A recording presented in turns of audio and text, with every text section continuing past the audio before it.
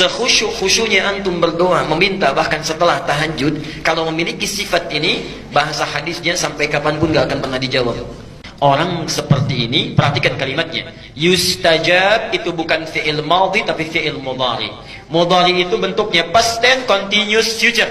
Jadi orang ini kapanpun meminta, sesulit apapun, menangis darah apapun, gak akan pernah dijawab oleh Allah. Ini dalilnya. Jadi bisa kita temukan di berbagai tempat. Al-Baqarah 186 di Qur'annya, surat Ghafir ayat 60, hadis At-Tirmidzi nomor hadis 3556. Ini hebat sekali. Bahkan di hadisnya disebutkan Allah itu sangat maha pemalu. Ada orang yang mengangkat tangannya kemudian bermohon, tidak mungkin dia dibiarkan pulang dengan tangan kosong. Artinya setiap berdoa pasti diberikan, ya. Ada lagi hadis yang mengatakan di Muslim nomor hadis 4916, ya, Allah pasti akan mengabulkan setiap doa sepanjang yang berdoa itu tidak terburu-buru. Ditanya, siapa yang terburu-buru itu wahai Rasulullah? Dialah orang yang saat meminta, saat belum dikabulkan, dia sudah menyimpulkan doa saya mungkin tidak dikabulkan oleh Allah. Okay. Nah, jadi semua hadis ini, semua ayat ini memberikan gambaran prinsip doa kalau diminta pasti dikabulkan, dijawab. Pertanyaannya, kenapa Ustadz saya selalu berdoa tapi rasa-rasanya nggak terkabul? Kenapa saya selalu meminta tapi kok ditundanya begitu lama? Mintanya sudah bertahun-tahun tertentu, memohonnya sudah lama, tapi sampai sekarang belum terkabulkan juga. Barangkali, mohon maaf, kita akan termasuk dalam golongan yang mungkin bukan sekedar ditunda dengan panjang, tapi boleh jadi termasuk yang ditolak doanya. Karena prinsip doa itu seharusnya terkabul, tapi ada orang-orang tertentu yang tak kala meminta, Allah tidak akan mengabulkannya sepanjang hidupnya, kalau dalam masih keadaan seperti itu. Siapa mereka? Bagaimana supaya kita menghindarinya? Dan hebatnya, mohon maaf, sekhusyuk-khusyuknya antum berdoa, meminta bahkan setelah tahajud, kalau memiliki sifat ini, bahasa hadisnya sampai kapanpun gak akan pernah dijawab. Jadi nanti kita akan evaluasi kalau ada di antara kita saat ini yang sering kali berdoa meminta padahal sudah menangis, bangun sholat tiap malam, boleh jadi belum terkabul atau tidak terkabul karena punya sifat-sifat yang mungkin kita akan tampilkan. Baik, ini bagian yang pertama. Sudah? Catat dulu dalilnya karena saya tidak cantumkan di sini. Ya, saya tidak cantumkan. Satu, dicatat dulu dalilnya supaya tidak lupa. Mau yang panjang, yang pendek? Yang pendek, yang ada terjemahan yang Arabnya aja. Terjemahan, baik. Al-Arba'in An-Nawawiyah. Al-Arba'in, ya, cuma 42 hadis dan pendek, banyak terjemahannya. Al-Arba'in An-Nawawiyah nomor ke-10. Hadisnya nomor 10. Itu diambil dari hadis Muslim nomor hadis 1051. Jadi Imam An-Nawawi mengambil hadis di hadis Muslim nomor hadis 1051, ditempatkan di kitabnya Al-Arba'in posisi nomor 10. Sudah? Baik. Yang kedua, masih tadi Al-Baqarah 186. Quran surah 2 Al-Baqarah 186. Kemudian Al-Isra surah 17. Al-Isra surah 17 ayat 110. Ayat 110. Kemudian Adz-Dzariyat, ini contohnya, surah 51 ayat 55 sampai dengan 60 terakhirnya. 55 sampai dengan 60. Sudah? Baik. Nah, sekarang mari kita lihat dan kita evaluasi dan kemudian kita berhenti di titik ini. Bapak dan Ibu sekalian, di antara sunnah Nabi setelah kita tahajud, kemudian kita duduk khusyuk beristighfar, lalu memohonkan hajat kita kepada Allah Subhanahu wa ta'ala yang ingin kita mohonkan. Nah, penting diketahui, sebelum kita memohon kepada Allah, ada sunnah Nabi yang lain terkait dengan adab-adab berdoa. Bagaimana supaya berdoa itu mudah sampai kepada Allah, cepat diterimanya, dan langsung dikabulkannya. Baik. Bagian yang pertama, ini sunnah Nabi-nya. Hendaklah setiap orang yang berdoa mempersiapkan perangkat dirinya dengan halal dan baik. Saya ulang. Hendaknya setiap orang yang akan berdoa mempersiapkan perangkat dirinya. Perangkat diri itu berarti pakaiannya, ya. Kemudian apa yang dia kenakan, apa yang dia makan, ya, apa yang ada di sekitarnya. Jadi sebelum berdoa pastikan dulu itu halal, pastikan baik, ya.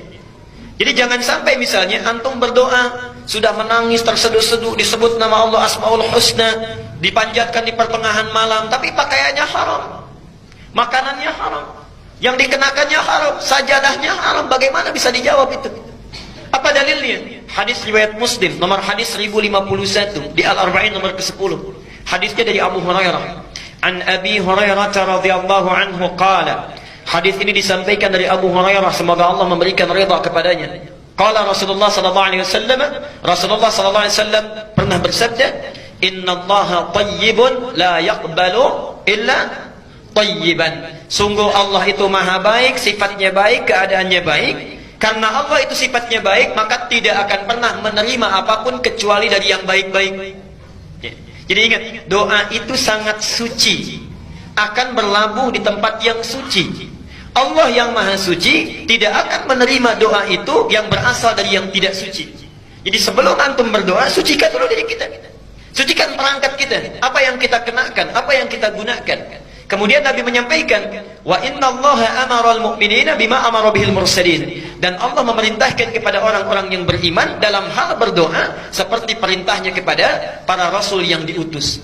Kenapa doa disandingkan dengan iman? Ingin menunjukkan pesan bahwa satu, hanya orang yang punya keimanan yang kuat yang mau khusyuk berdoa kepada Allah. Artinya kalau antum dalam hidup tidak pernah berdoa, ada sesuatu yang salah dalam imannya. Dan yang terakhir, perhatikan, setelah membacakan dua ayat Quran, ada yang menarik. Thumma dzakara rajula. Kemudian mengisahkan tentang kisah seorang laki-laki. Yutilus safar. Dia menempuh perjalanan yang panjang. Di antara syarat diijabah doa dengan cepat, orang yang dalam keadaan safar. Karena itu saya sangat mohon sebesar-besarnya, kalau ada orang yang sedang safar, awas beda ya, antara safar dengan dhahab itu lain. Kalau dhahab itu perjalanan kurang lebih di bawah 82 km itu dhahab. Jadi kalau bapak ibu menempuh perjalanan di bawah 82 km, 0 sampai 82, itu dhahab namanya. Dhahaba yadhabu. Ana al-yawm adhab ila Jami' al-Azhar. Saya hari ini akan pergi ke Masjid Al-Azhar. Dekat ya? Nggak sampai 80 kilo. Itu dhahab.